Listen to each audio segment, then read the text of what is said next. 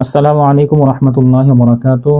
শরঈ তদবির এবং রুকিয়া চিকিৎসার পক্ষ থেকে আমি মাওলানা মাসুদুজ্জামান। আশা করি আপনারা সকলেই ভালো আছেন। আজকে যে বিষয়টা নিয়ে আমি আলোচনা করব সেটা হচ্ছে যে প্রত্যেকটা মানুষের জন্য সবচেয়ে গুরুত্বপূর্ণ যে বিষয়টা সেটা হচ্ছে রিজিক। অর্থাৎ একজন মানুষ রিজিকের তালাশের জন্য দুনিয়াকে বিচরণ করে, দুনিয়ার মধ্যে বিচরণ করে, আপন মানুষ ত্যাগ করে দেশ থেকে দেশান্তর হচ্ছে শুধুমাত্র একটা জিনিস, সেটা হচ্ছে রিজিক। অর্থাৎ একজন মানুষ রিজিকের থেকে বড় পেরেশানি পৃথিবীতে তার কাছে আর কিছুই থাকে না। তো এই রিজিকের বৃদ্ধির জন্য, রিজিকের পেরেশানি থেকে দূরে থাকার জন্য তিনটা আমল আমি একটা ভিডিওর মধ্যে আমি বলে শেষ করে দিব। যে তিনটা আমল আমার কাছে ব্যক্তিগতভাবে এত পরিমাণ পরীক্ষিত যে এর থেকে পরীক্ষিত রিজিক বৃদ্ধির জন্য কোনো আমল আমি আর খুঁজে পাই নাই।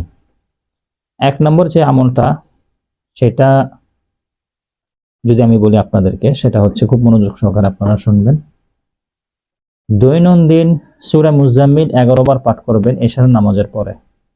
দৈনন্দিন সূরা মুজাম্মিল 11 বার পাঠ করবেন এশার নামাজের পর এবং 11 বার পাঠ করার পরে, যদিও কিতাবের মধ্যে 40 বার 41 বার বলা রয়েছে, যদি ন্যূনতম 11 বার হলেও আপনাকে পাঠ করতে হবে। সূরা মুজাম্মিল 11 বার পাঠ করবেন এবং আল্লাহ তাআলার একটি ইসিম রয়েছে, সিফাতি নাম রয়েছে ইয়া মুগনি।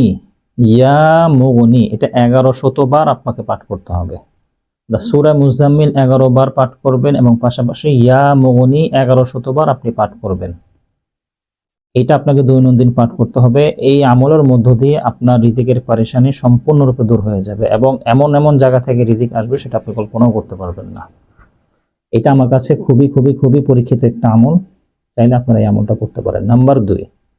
নাম্বার দুই, আপনি মাগরিবের নামাজের পর, আমরা সকলে জানি রাসূলুল্লাহ সাল্লাল্লাহু আলাইহি ওয়াসাল্লামের একটি হাদিস রয়েছেন, যে ব্যক্তি প্রতি রাতে সূরা ওয়াকিয়ার আমল করবে, দারিদ্রতা কখনো তাকে স্পর্শ করতে পারবে না। এই সূরা ওয়াকিয়ার আমলটা আপনাকে একবার না 10 বার পাঠ করতে হবে। যদি আপনি দৈনন্দিন 10 বার পাঠ করেন, এইভাবে 41 দিন আপনি পাঠ করেন, রিজিকের বন্যা বয়ে যাবে ইনশাআল্লাহ। এটাও আমার কাছে 2 নম্বর পরীক্ষিত আমল। নাম্বার 3 সবচেয়ে সহজ যে আমলটা, সেটা হচ্ছে দৈনন্দিন 1000 বার ইস্তেগফারের আমল করেন। দৈনন্দিন ন্যূনতম 1000 বার ইস্তেগফারের আমল করেন। আস্তাগফিরুল্লাহ ওয়া আতুবু ইলাইহি। এটা টানা চলতে থাকবে।